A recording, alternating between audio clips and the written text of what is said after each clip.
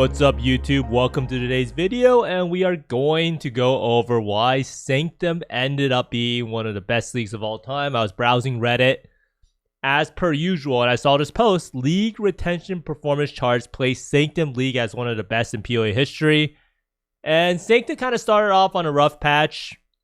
I think a lot of people were kind of disappointed by how build limiting Sanctum was and how you had to store so many rooms, but the league definitely grew on a lot of people. Now, there are a lot of different factors for why Sanctum did so well, and part of it is honestly because Lake of Calandra was probably one of the worst leagues of all time, and it resulted in some of the worst league retentions of all time. So right now, we are roughly at day 49 of the league, or day 50, and this is already more than past the halfway point. We are almost at the dawn of the gauntlet. And soon we'll be getting teasers about the name of the next league. And next league is going to be huge. It's going to be the last league before Diablo 4 comes out. So PoE needs to be on an upward trajectory.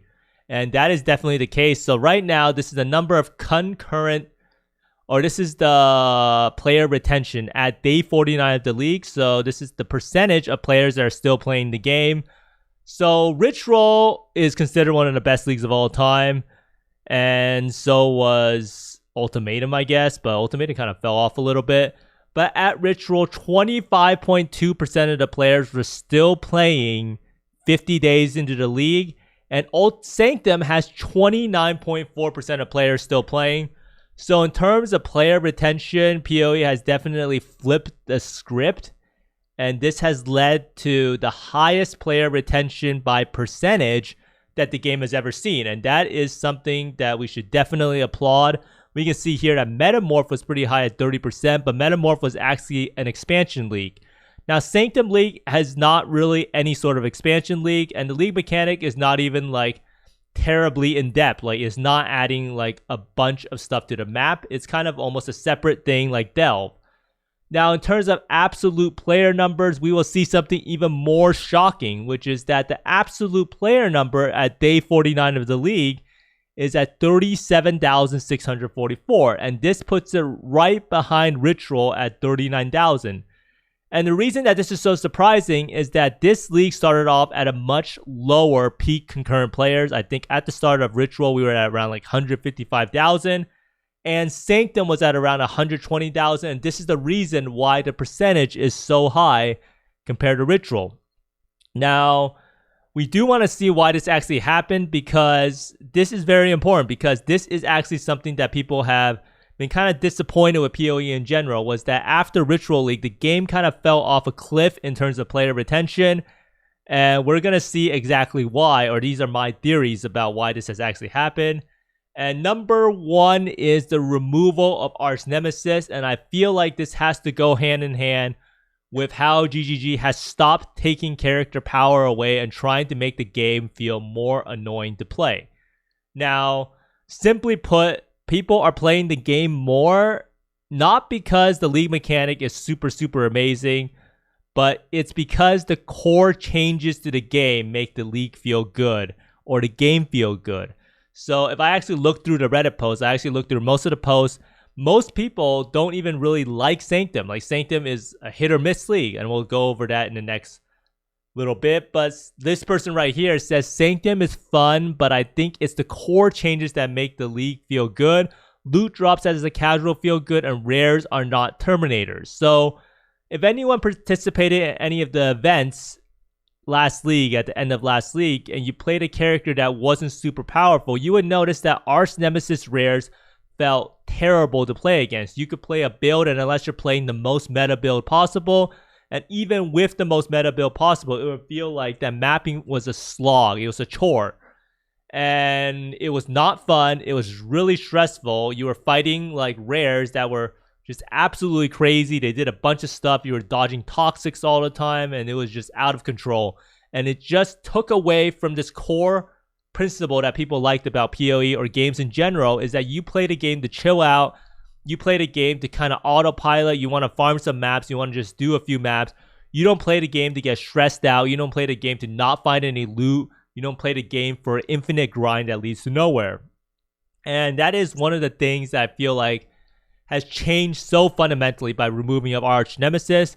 And the removal of Archnemesis also is hand in hand with how we no longer have FOMO from loot goblins. One of the biggest things last league was how you could call in a Magic Find Color and you would get a lot more loot from the monster if the monster was denoted a loot goblin or a Solar's Touch or Lunar's Touch or Shikari Touch or something like that. And without this FOMO, it feels a lot better. People don't really feel like that loot has these insane spikes, but you still have the little bit of spikes, right? You still feel, oh, I'm still getting some stuff there. There's some scarabs that drop there. There's a little bit of currency there. But you won't feel that you're missing out on like 30 divines because your character doesn't have rarity. This also goes hand in hand with a little bit of a better build diversity with the removal of Archnemesis.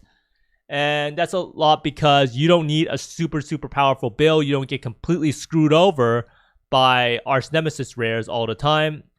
And we still have some meaningful rare encounters, but it also means that not every single rare is like a Terminator. Like not every single rare is out of control. It doesn't feel like we're just fighting rare monsters throughout the map repeatedly. And it all comes down to this one change, and this is right here from the 3.20 patch, is that the problem is that Archnemesis monsters each added a number of stats and buffs to monsters, causing them to feel overwhelming and confusing, especially when multiple mods were present on the same monster. So they pretty much just took it, they made it so that each mod only does one thing instead of 4 separate things, and it's probably one of the best changes they actually did. So why was this league successful? This has to be the number one reason. Now, number 2 is Sanctum. Now, Sanctum is a hit or miss league mechanic, but I feel like for the people where it hit, it has drastically made them play the league a lot longer than they would have actually really played it.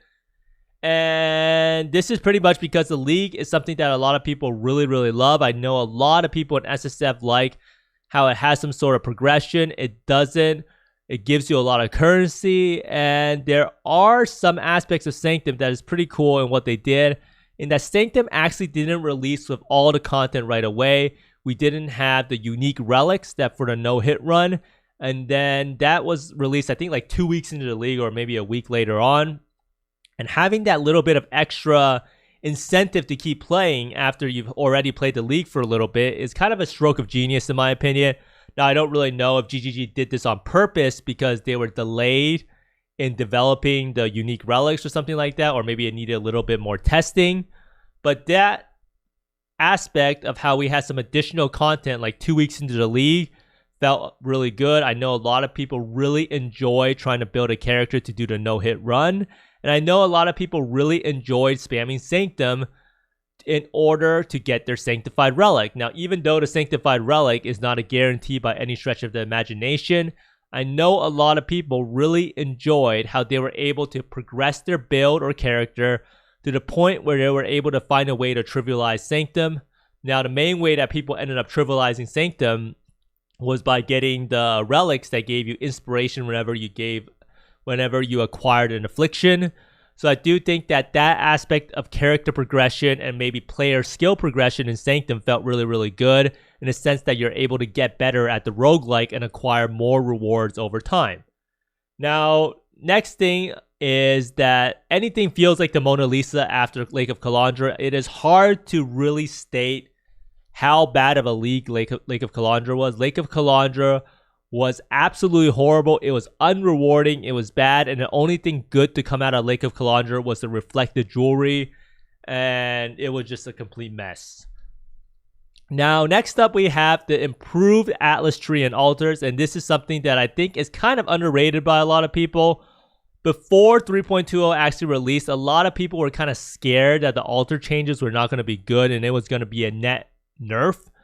And it's kind of interesting how it played out.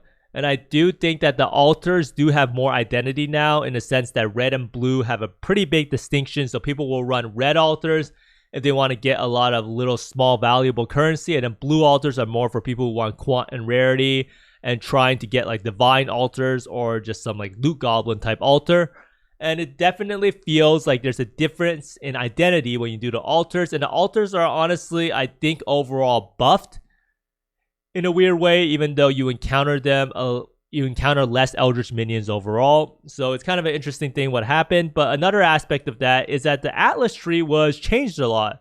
Now, this is the Atlas 3 in 3.19 and 3.20. You can see that the Atlas tree is completely different with every single one of these things being added to the game.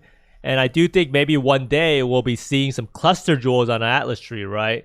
So one of the biggest things they did was they added these nodes, or they didn't add, they buffed these nodes that were previously only 4% so that you would have a lot more chance on finding specific league mechanics. And this has to go greatly with player agency in a sense that you can pretty much guarantee any league mechanic to spawn on your map. So if you want to do harvests, you will almost have a 80% or 60, 70% chance of getting harvest on your map. If you want to do breach, you can pretty much guarantee a breach on your map. And not only that, they also added some interesting keystones like growing hordes. It has been a huge hit with a lot of people. This Atlas passive makes it really, really good for farming harvest. So say you get more pack size, you also get more monsters that spawn, and you hence get more juice. I think they actually nerfed this node because I see that in my pictures at 20% instead of 15%. And the thing about this new and improved Atlas is that this actually makes casual Alch and Go mapping feel amazing.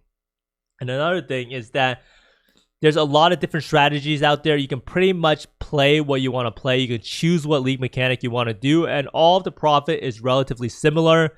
There's no like one strategy that's like miles ahead of another one, so that you can feel like you can play a lot of different strategies. You can feel like you have a lot of choice in what you want to do in your map, and you don't really feel punished in what you choose you want to play.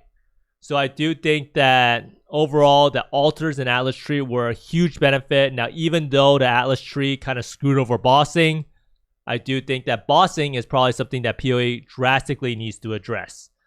Now, overall, why was Sanctum League so good? I do think that the base game being vastly improved with the removal of Archnemesis has definitely led to a turnaround in PoE.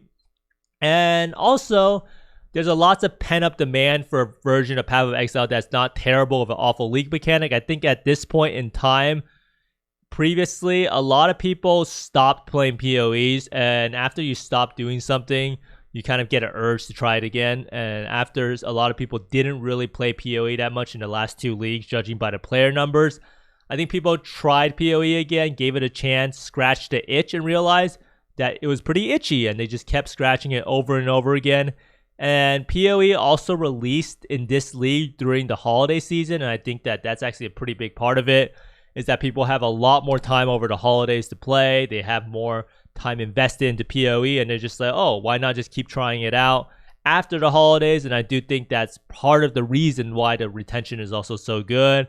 And a lot of people also was probably playing WoW at the start of the PoE league, and then they decided to try it out PoE after they finished playing Dragonflight, and that probably also contributes a little bit to the player retention numbers being higher.